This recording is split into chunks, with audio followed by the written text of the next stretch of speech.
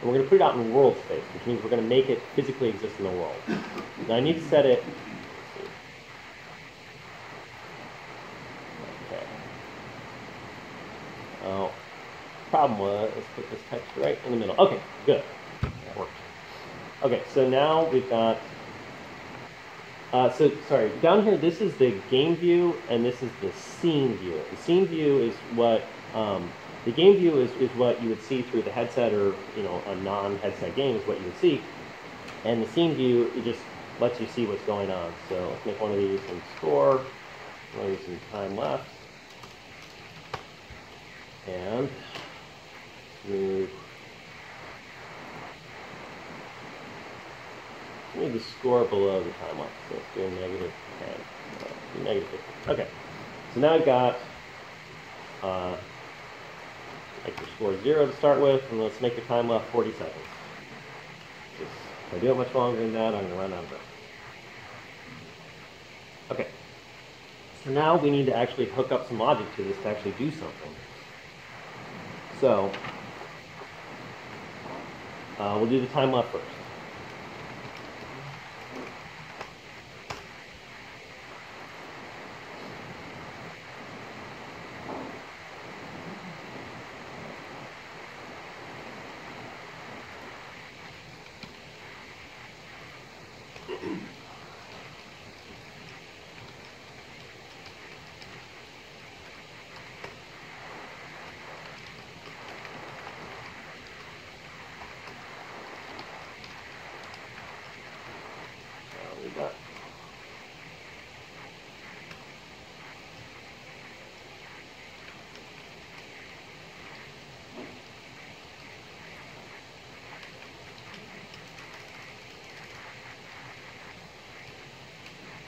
Oh, this is one of those cases where it's still not showing. What's going on? Yeah, for some reason it's not being included in the project, so I was not having any telesense.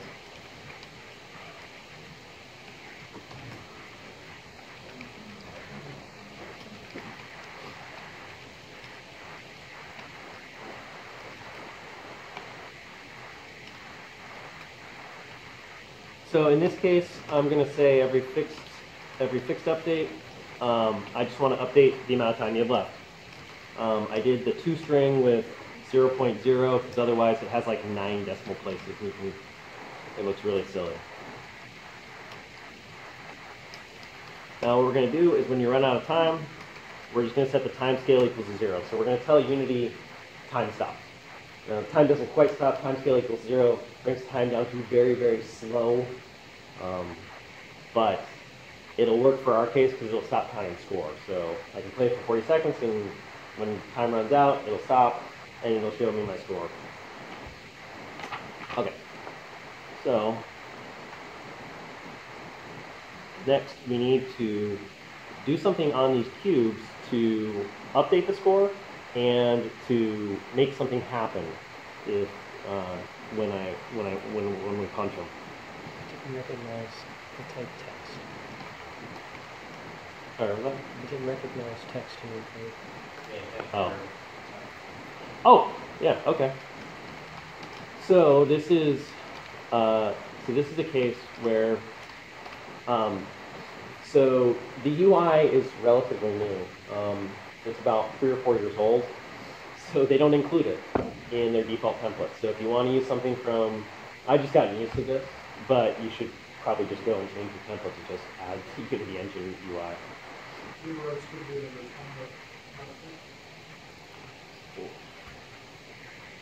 Oh, yeah, that's because I didn't have IntelliSense and it's lowercase. Alright, so on the cubes we're gonna add a score. So we're gonna make it do something. Oh.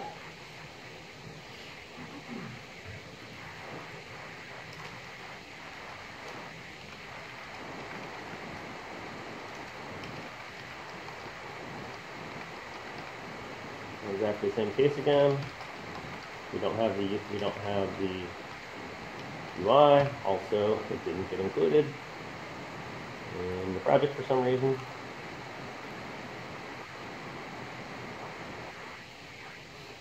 Okay, so we're gonna have to do something funky.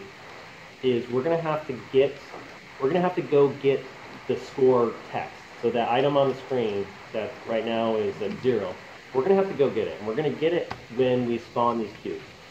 Now we have to do this kind of odd way because these cubes are prefabs, in that they don't exist in the world; they exist as an idea. So we're gonna make when the cube instantiates, when it shows up. Okay, I'm running. Oh, I got 10 minutes left. So when the cube shows up, it's going to go find the score object. It's going to keep a reference to it. And so the way we're going to do that is we're going to tag this score text. So we do that by just creating a tag. A tag is just a way of keeping track of objects. So when the cube spawns, it's going to go find this object so that we can update it. Then, so we want to add a score every time we punch, every time we touch one of these cubes. So,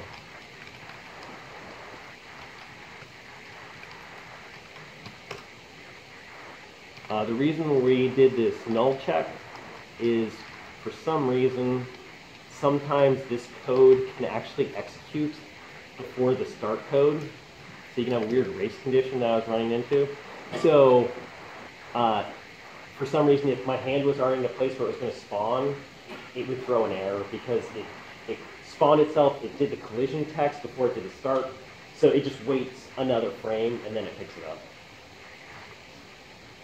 So very odd edge case.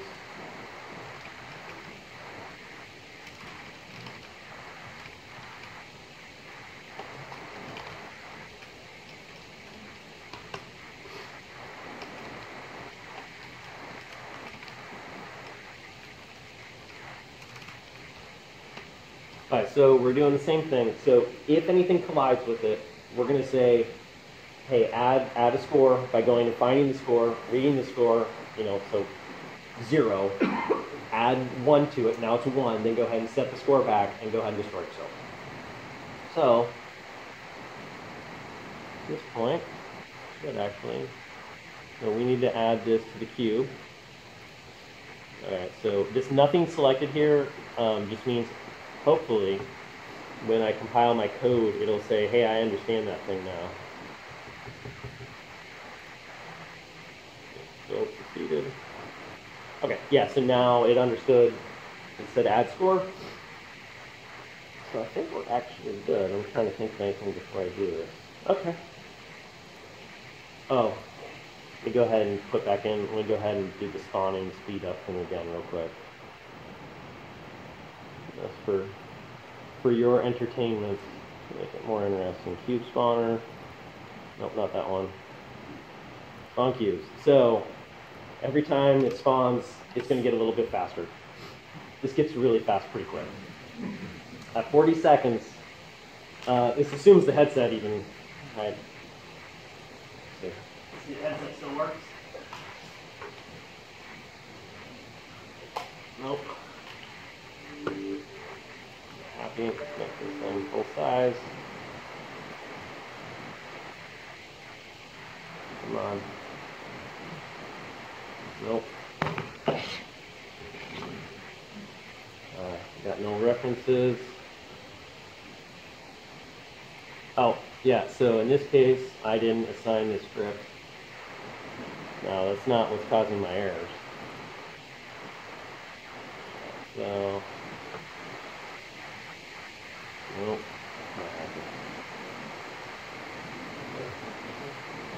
Yeah, so that is working, but it's not hooking up to NVR. Great.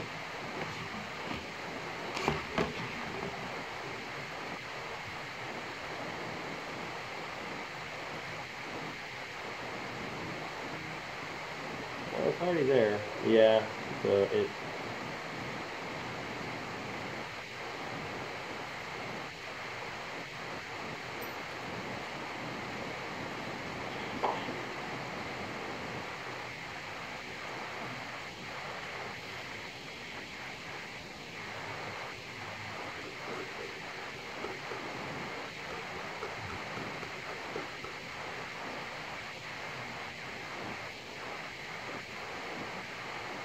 Oh, yeah. Strange.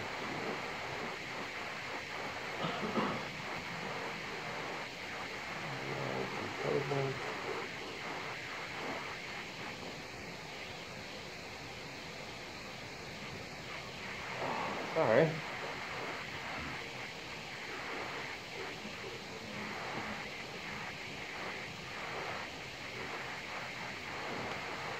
Really strange. Oh.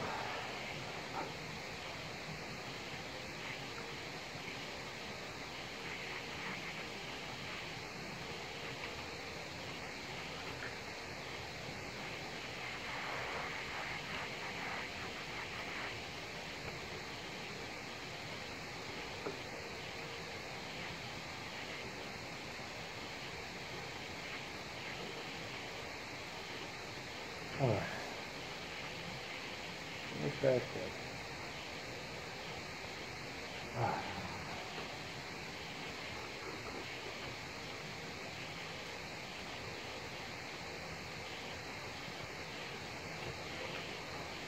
One demo god.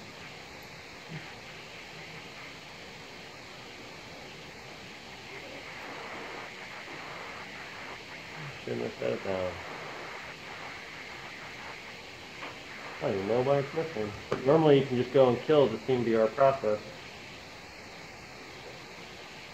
But it says it's running. Normally that's not the case.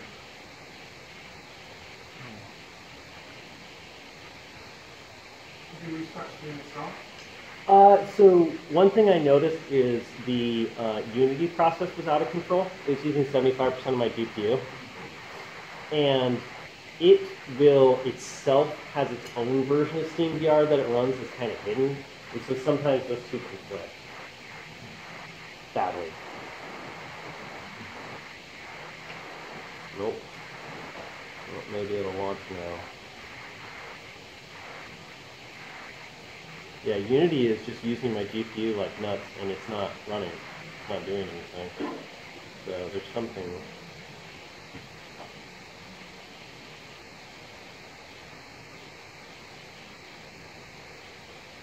It's not going to be good.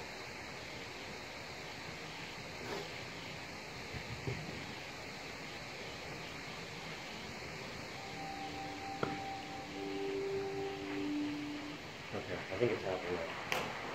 It made a happy noise.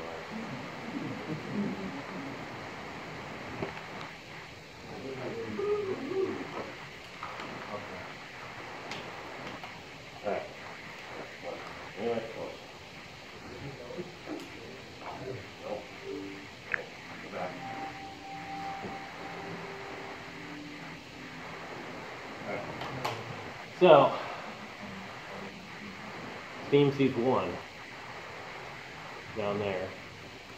Okay. Come on. Show me one. Show me one. Get on the ground.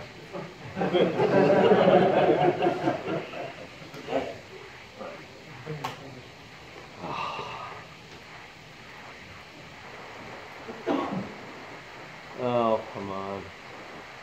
I'll have to take the chance. Okay.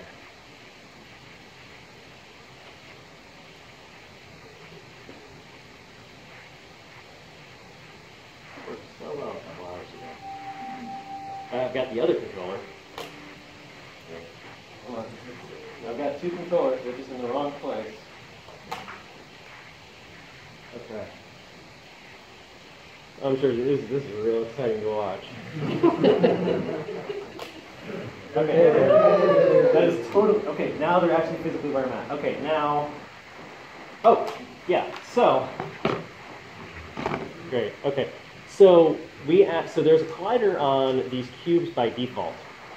For two things to collide, they both have to have a collider. The controllers are right here. They're under this camera rig. I need to add a collider to them. So, box, collider. Now, by default, they're 1 meter by 1 meter by 1 meter, which is a very, very large collider. So, I'll just do the same thing. Let's say 0.1 by 0.1, 0.1. Okay. Take place. Up, up, up. Okay, so what's going wrong? Let's see. So the cubes are supposed to add a score. Why aren't they, and kill themselves? Why are they not? So,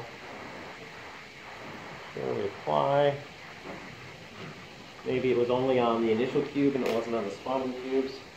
Come on. Come on. Over there. You're way in the wrong place.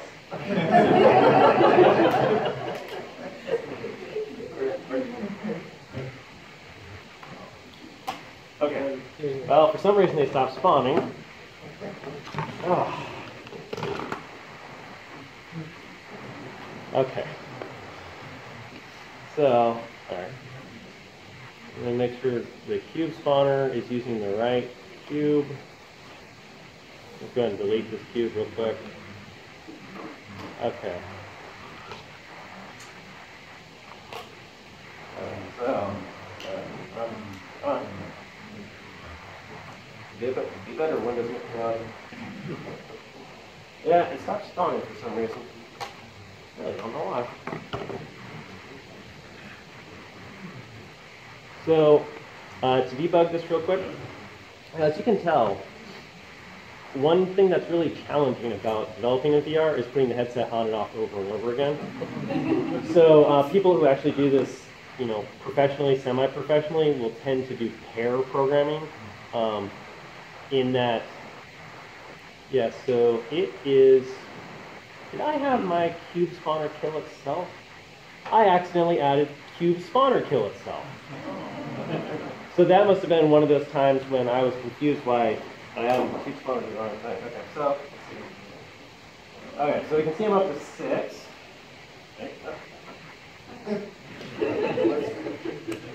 It starts to get pretty fast.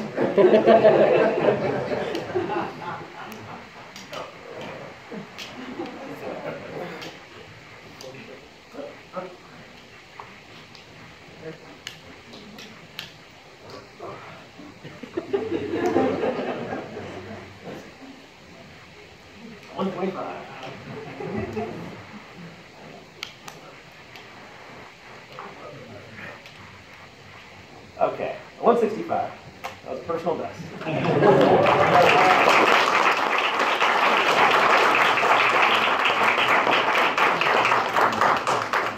Well, thank you. You won't have to go to the gym today.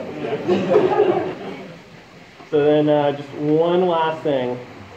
So if you actually wanted to make this game for sale, literally all you'd have to do is come over here and build it. It builds, it copies over DLL, it builds a single exe with all of your assets. You can zip that and put it up on Steam. Thank you very much.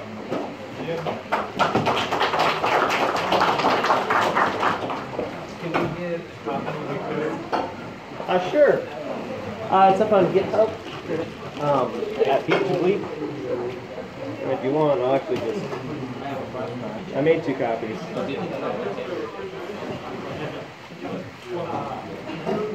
Here. There wasn't very much to the code. That's fine. Fine. Yeah, I have a question. Is this interface coming with the unit? Like, this one right here? You mean coming with the headset? Yes. No, it's just a free program. It's Unity 3D. Unity 3D. Yeah. Okay. And then you hook up, and what do you connect it to C#? So when you go and install Unity, it just says, do you want to install Visual Studio Community Edition? And that's all you have to do. Oh. And if you actually go and you install, it actually is part of the 2017 Visual Studio installer, you can actually install Unity. It's just got a checkbox there. Okay, cool. Thank you. Thank you.